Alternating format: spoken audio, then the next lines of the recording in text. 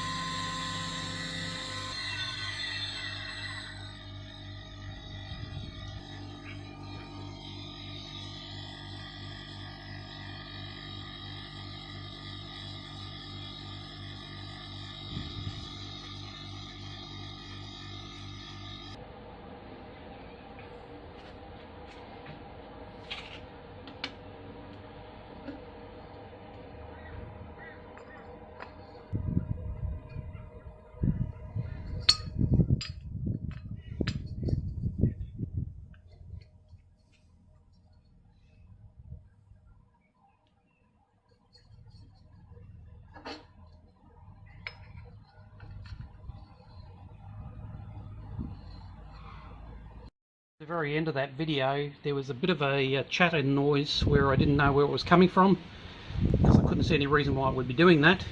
And I just realised that the spindle nut was touching the hold down just at the very last bit. Doesn't seem to have done any damage to the nut, but that's why right at the end of the video you hear a little bit of a weird noise as it's coming around this side, and that's why, because it's touching the aluminium there.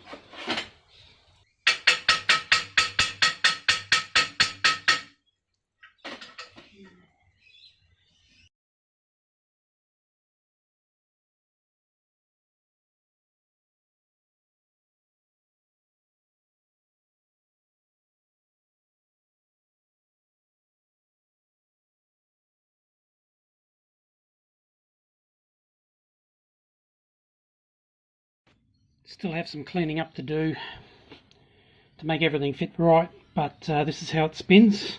If I can keep the camera still. So it looks pretty good.